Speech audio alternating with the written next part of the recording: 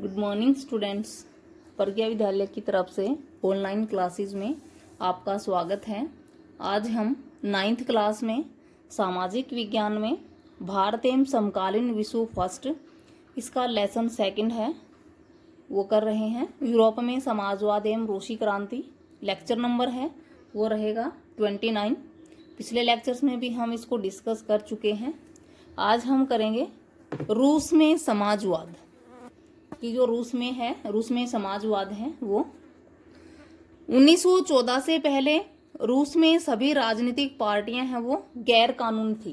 क्या 1914 से पहले रूस में जो भी पार्टियां थी, राजनीतिक दल थे, वो कैसे थे? गैर कानूनी थे। मार्क्स के विचारों को मानने वाले समाजवादियों ने 1898 में Russian social democratic workers party, यानी कि इसको हम ये भी कह सकते हैं रूसी सामाजिक लोकतांत्रिक श्रमिक पार्टी का गठन किया था। किसने किया था? यहाँ पे क्वेश्चन क्या रहेगा? रूसी सामाजिक लोकतांत्रिक श्रमिक पार्टी का गठन किसने और कब किया? तो किसने किया? समाजवादियों ने। कब किया? 1898 में। सरकारी आतंक के कारण इस पार्टी को गैर कानूनी संगठन के रूप में काम करना पड़ता था। यानी कि जो रूसी सामाजिक लोकतांत्रिक श्रमिक पार्टी है, इसका गठन समाजवादियों ने 1898 में किया था। और इस पार्टी को सरकारी आतंक के कारण, क्योंकि जितने भी राजनीतिक दल थे वो सभी गैर कानूनी थे, तो सरकारी आतंक के कारण इस पार्टी को गैर कानूनी संगठन के रूप में काम करना पड़ता था। कि इसको भी गैर कानूनी रूप से काम करना पड़ता था क्योंकि सारे ही जो दल थे वो गैर कानूनी थे। इस पार्टी का एक अखबार निकलता था, उसने मजदूरों को संगठित किया था। यानी कि जो ये पार्टी है रूसी सामाजिक लोकतांत्रिक श्रमिक पार्टी, ये एक अखबार भी निकलता था इसका, और उसने अखबार के माध्यम से उसने मजदूरों को संगठित किया था और हड़ताल आदि कार्यक्रम हो वो आयोजित किए थे। संगठित इनकी मजदूरों को एकजुट किया, मजदूरों को इकट्ठा किया और उनकी मांगों के लिए हड़ताल आदि जो भी कार्यक्रम है वो आयोजित करवाए। कुछ रूसी समाजवादियों को लगता था कि रूसी किसान जिस तरह समय समय पर जमीन बांटते हैं उससे पता चलता है कि वह स्वाभाविक रूप से समाजवादी भावना वाले लोग हैं। कि कुछ रूसी किसान जिस तरह समय समय पर जमीन बांटते हैं तो उससे पता चलता है कि वह स्वाभाविक रूप से समाजवादी भावना वाले लोग हैं। इसी आधार पर उनका मानना था कि रूस में मजदूर ही नहीं बल्कि किसान ही क्रांति की मुख्य शक्ति बनेंगे। कि कुछ समाजवादियों को क्या लगता था कि रूसी किसान समय समय पर जटिल जो जमीन है वो बांटते हैं तो वह समाजवादी भावना वाले लोग हैं। कि कुछ समाजवादी किसानों को समाजवादी भावना वाले लोग समझते थे कि वो किसान हैं वो सारे समाजवादी हैं, तो इसलिए जो किसान है वो क्रांति की मुख्य शक्ति बनेंगे। कि मजदूर वर्ग के लिए उन्होंने जो आंदोलन और जो क्रांति जो हड़ताल है वो करने की शुरुआत की थी, तो उनका ये मानना था कि किसान है वो भी साथ देंगे, क्रांति की मुख्य शक्ति बनेंगे, वे क्रांति का नेतृत्व करेंगे और रूस बाकी देशों के मुकाबले ज़्यादा जल्दी समाजवादी देश बन जाएगा।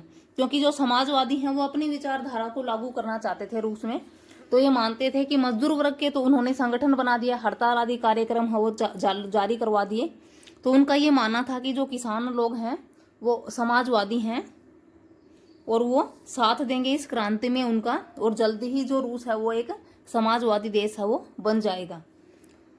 19वीं सदी के आखिर में रूस के ग्रामीण इलाकों में समाजवादी काफ़ी सक्रिय थे। यानी कि काफ़ी आंदोलन किए इन्होंने समाजवाद को लागू करने के लिए। सन 1900 में उन्होंने सोशलिस्ट रेवोल्यूशनरी पार्टी, समाजवादी क्रांतिकारी पार्टी का गठन किया। यानी कि समाजवादियों ने सन 1900 में कौन सी पार्टी का गठन किया? समाजवादी क्रांतिकारी पार्टी। अगर हम ये भी कहें कि समाजवादी क्रांतिकारी पार्टी का गठन कब किया गया, तो कब किया? 1900 में। इस पार्टी ने किसानों के अधिकारों के लिए संघर्ष किया। इस पार्टी ने किसके अधिकारों के लिए संघर्ष किया? किसानों के अधिकारों के लिए। और मांग की कि सामंतों के कब्जे वाली जमीन है वो फौरन किसानों को सौंपी जाए। देखो, समाजवादी क्रांतिकारी पार्टी का गठन कब किया गया और इसकी क्या मांग थी? समाजवादी क्रांतिकारी पार्टी का गठन सन 1900 में किया गया। इसकी मांग क्या थी? कि किसानों के अधिकारों के लिए, कि इस पार्टी ने किसानों के अधिकारों के लिए संघर्ष किया और उन्होंने मांग की कि सामंतों के कब्जे वाली जमीन है वो किसानों को सौंप दी जाए। अब यहाँ पे हम देखेंगे जो समाजवादी हैं उन्होंने दो पार्टियों की स्थापना की थी। एक तो 1898 में कौन सी, रूसी सामाजिक लोकतांत्रिक श्रमिक पार्टी, और ये पार्टी किसके लिए थी, श्रमिकों के लिए थी। और इस पार्टी का एक अखबार निकलता था जिससे उसने मजदूरों को संगठित किया और हड़ताल जैसे कार्यक्रम आयोजित करवाए। अब दूसरी पार्टी समाजवादियों की कौन सी थी, समाजवादी क्रांतिकारी पार्टी। अब ये पार्टी किसके लिए थी, ये किसानों के लिए थी। इस पार्टी ने किसानों के लिए मांग की थी और सामंतों के कब्जे वाली जमीन है फौरन किसानों को सौंप दी जाए, इस तरह की उनकी मांग थी।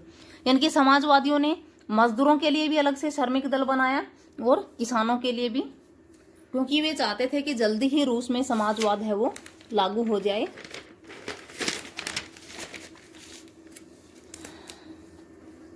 नेक्स्ट है, किसानों के सवाल पर सामाजिक लोकतंत्रवादी खेमा समाजवादी क्रांतिकारियों से सहमत नहीं था।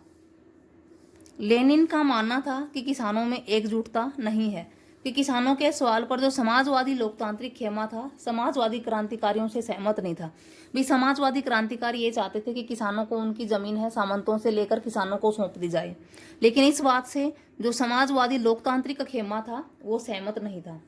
लेनिन का मानना था कि किसानों में एकजुटता नहीं है, क्योंकि वो क्या मानते थे कि किसानों में एकजुटता नहीं है, वे बटे हुए हैं।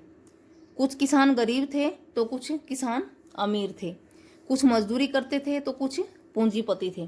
तो इस तरह से जो किसान है वो एकजुट नहीं है।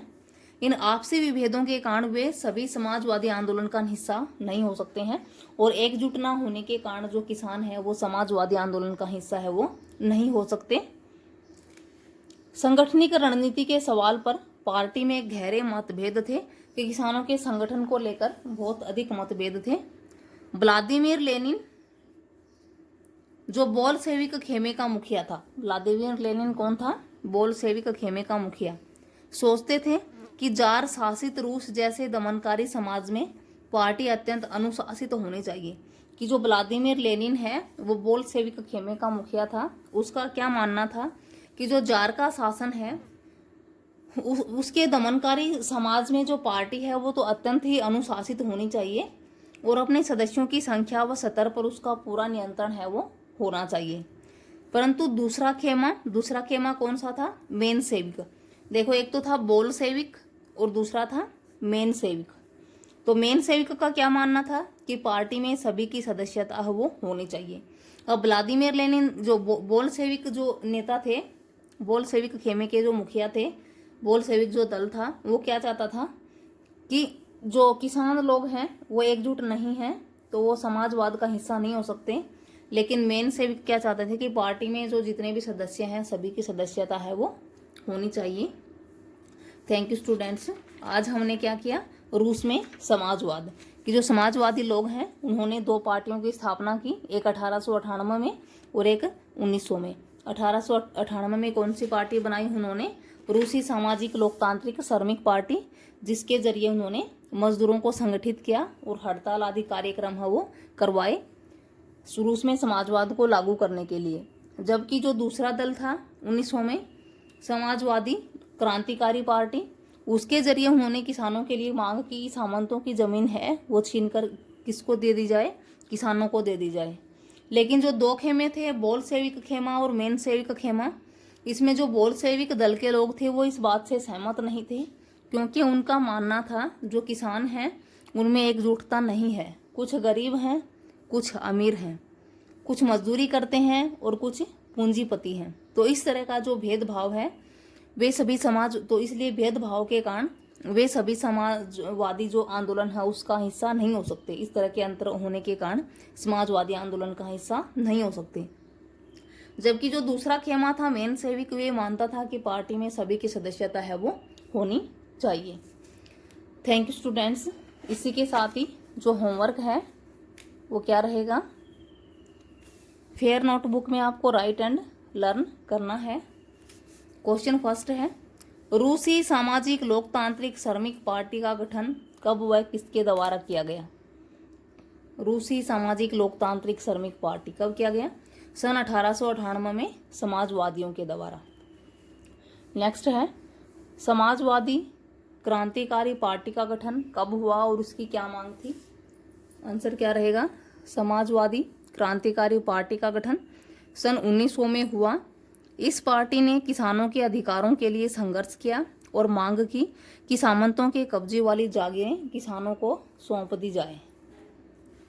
नेक्स्ट क्वेश्चन है, व्लादिमीर लेनिन कौन था? उसका क्या मानना था? आंसर है व्लादिमीर लेनिन बोल्शेविक खेमे का मुखिया था। उनका मानना था जार शासित रूस जैसे दमनकारी समाज में पार्टी अत्यंत अनुशासित होनी चाहिए। नेक्स्ट है, बोल्शेविक के अतिरिक्त दूसरा खेमा कौन सा था और वह क्या मानता था?